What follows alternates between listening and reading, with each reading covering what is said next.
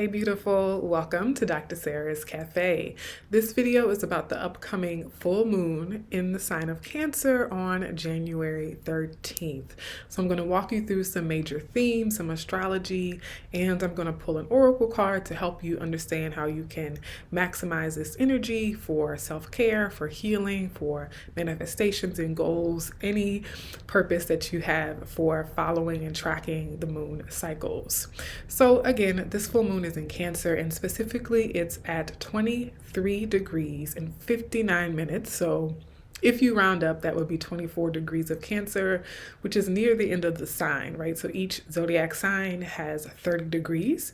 And so for this full moon to be at 24 degrees means it's closer towards the end of that sign, which is the third decan of Cancer, which I'll get to in a second. What I want to share first is the overall flavor of this full moon as I see it, as I am interpreting and intuiting. And it's waiting to exhale, waiting to exhale. Immediately we think of full moons as release points, right? A full moon in some sense is like an exhalation. The new moon is when you start to draw the breath in, and the full moon is when you let the breath out, right? And so we think about how the moon moves in cycles, the earth moves in cycles, our bodies move in cycles. And so I'm actually glad that that analogy came to me of thinking about respiration and how we breathe, right? And so any full moon in that sense could be compared to exhalation, right? Like that moment of exhale, that moment of release. But I'm specifically thinking of waiting to exhale for this Cancer full moon because it is the watery full moon, right? Cancer is a very sensitive, very emotional, very intuitive sign. The moon itself is the ruler of Cancer. Cancer is ruled by the moon.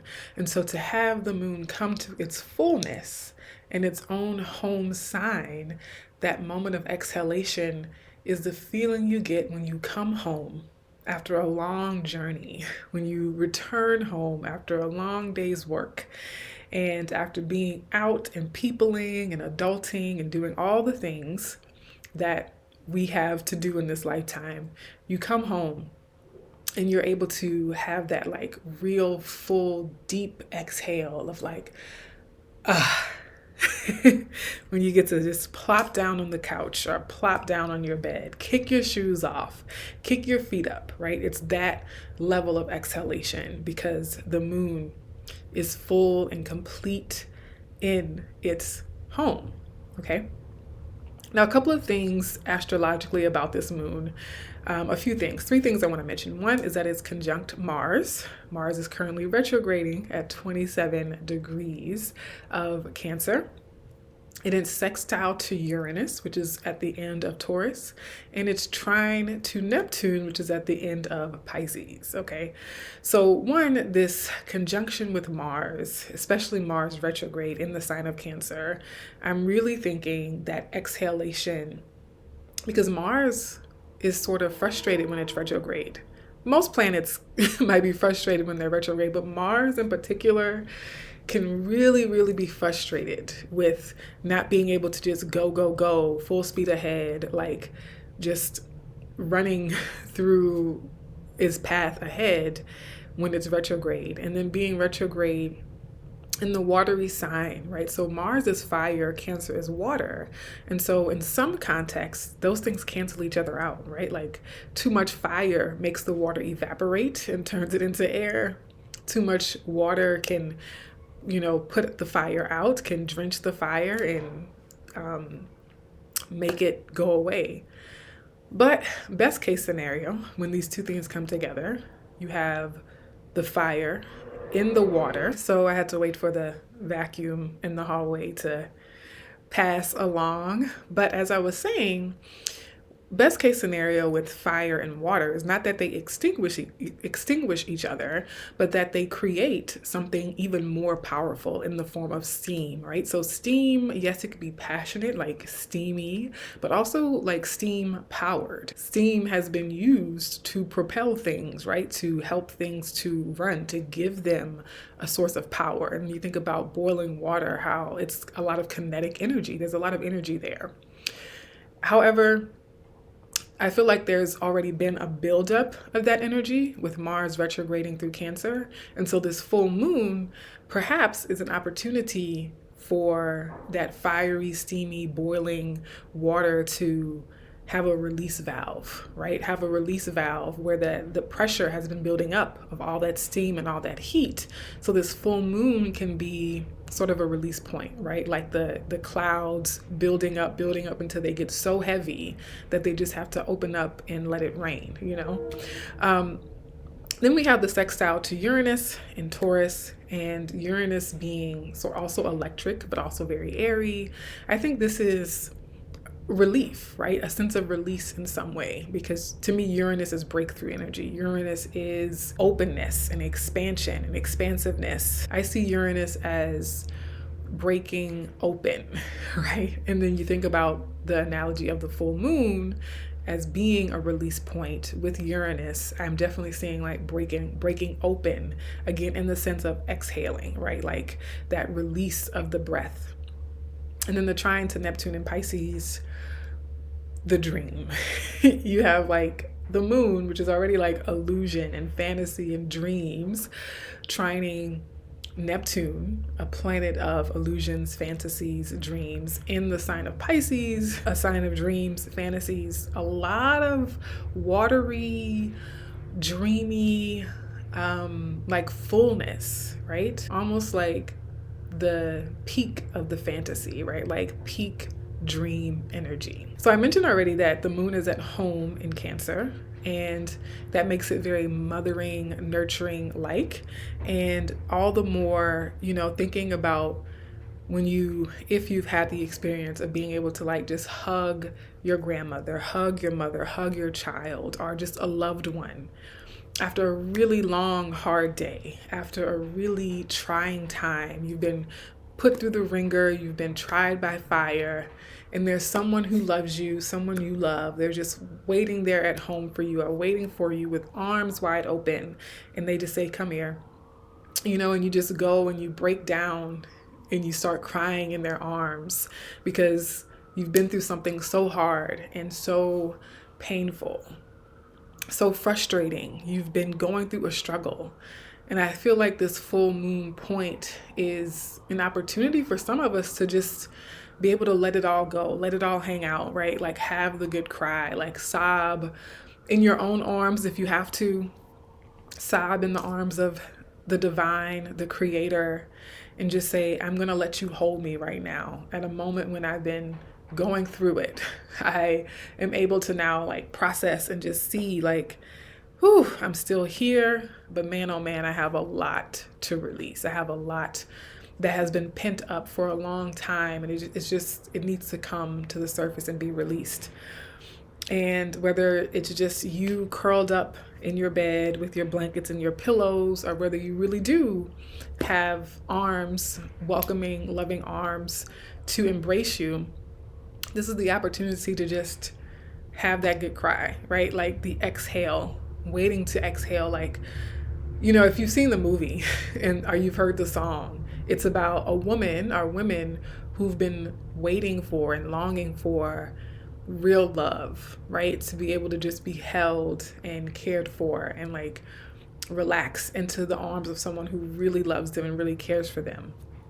And so regardless of where you are in your journey, regardless of where you are in your story, this could be a point, a milestone where even if you've not materialized or manifested the full vision for your life, you have an opportunity to just be, to just let it be, to just, I'm going to give myself the break right now. I'm just going to take a breather. Okay. And then I mentioned with Cancer being at the end of the sign, towards the end of the sign, it's the third decan. And so in tarot, this is represented by the Four of Cups. The Four of Cups in tarot can be moodiness. It can be being in a funk, being in an emotional rut and sort of being emotionally stuck and not being able, sort of being depressed in some ways. The Four of Cups can be like that depressive state where you look around and you're just not satisfied. with anything. You just don't feel like you have that get up and go energy. You don't feel motivated. You don't feel inspired by anything. On the other side of that, though, the other side of that coin is that the Four of Cups can also represent emotional stability, where your emotional centeredness is not rocked by external circumstances. The chaos and the anger and the vitriol and the noise and the drama of external situations does not rock your boat internally, right? So you remain emotionally steadfast and calm, centered and grounded in your emotions as you encounter or meet external chaos or drama or, attacks and that sort of thing. I think about a specific example for me when the Four of Cups came out. I was doing a live stream. I want to do more live streams on this channel as well. I just have to figure out the right time and like what the content of the live streams would be. If you have ideas, let me know in the comments. But I was doing a live stream on another channel, and someone was kind of trolling and left some really problematic comments. And I remember, like, with that Four of Cups energy, I just blocked them and kept going, right? I didn't get flustered. I didn't get thrown off track. I didn't lose my train of thought. They didn't, upend the comment section. Even the people who were in the audience with me live, they also we just kind of kept going, picked up where we left off. I quickly deleted the comment, blocked the person from my account, and it was like nothing ever happened, right? And so the Four of Cups can also be that kind of emotional stability. So it's up to you how you want this energy to play out. The thing about astrology is that there's always a range of possibilities for any astrological event. Okay, so if you're listening to an astrologer who's like, oh, it's absolutely 100% with total certainty going to play out in these specific ways, that's a red flag, okay? Because astrologers are not always right. And the free will of a person to say, this energy is available and I'm going to use it to fill my cup. I'm going to use it to fulfill my destiny, or I'm going to use it to wreak havoc and cause harm to someone else, or do self-destructive things to myself, right? And so people have choice and agency in terms of how they use the energies that are available. And depending on when other people are involved, especially because there's multiple free wills at play, multiple personalities at play, multiple birth charts, and even more variables at play, you just really can't say that this astrology has to show up in this way. And so for you, if you're watching this, you want to consciously, intentionally, and purposefully use this energy for good, for your good, and maybe for some of you, the good of your family, your friends, your colleagues, or your community, right? And the moon being the closest planet to us, the closest celestial body to us, the closest luminary. It's not actually a planet, but it is a celestial body. It's a luminary because it gives light, especially when it's full, right? That's the other thing with full moons, just for people who are newer to tracking the moons, is that it's a great time to be seen. It's a great time to gain clarity around certain issues because there is so much light. There's more intuitive light available to see what's on the surface, to see what's available. And people talk about full moons, things coming to light, right? Things that were hidden in the dark oftentimes are revealed and come to light during a full moon. But as I was saying, with this Four of Cups and just the overall planetary energies and cosmic energies, always remember that you have choice, you have agency. So even if an astrologer is saying, oh, this is going to be a difficult transit, or this is going to create some friction or some tension, you still have the option, still have opportunities to leverage that tension in a positive way, to leverage that friction in a positive way. Not that it's always going to be comfortable or feel great in the moment, but making sure that the choices you make are in alignment with your values, right? An alignment with who you imagine yourself to be. Let's pull the Oracle card. Okay, so I'm just going to pull one Oracle card from the African Goddess Rising deck. I will be going back to get the rest of my things in about a week or so, so I'll have more of my Oracle decks available. But for now, I'm using the African Goddess Rising deck by Abiola Abrams. I'm going to pull an Oracle card just to get a little more additional insight, if anything. What more do you have for the collective of lovely souls who are watching and waiting to exhale this full moon in Cancer, 23 degrees and 59 minutes? All right. Oh. We have Rage, Medusa. Rage in Medusa. So this makes a lot of sense, what I was saying about waiting to exhale and that Mars retrograde energy, especially with this moon being conjunct Mars, which is our rage planet. If we're experiencing rage, a lot of times Mars could be at play. Mars, you know, especially when it's frustrated and it's retrograde, it's like we've had pent up anger, pent up rage that needed to be expressed. And so this full moon, this Cancer full moon, could be a really emotional one. Again, using your free will agency to express and release that anger, that sacred rage in a way that supports your evolution, that supports your spiritual elevation, right? Your spiritual healing even, and not one that is not an expression of rage that's based in ego, or an expression of rage that is trying to protect the ego, right? I'm thinking about revenge, for example. So trying to get revenge on someone would be a choice to use your rage and your anger in a way that's rooted in ego, unhealed ego, okay?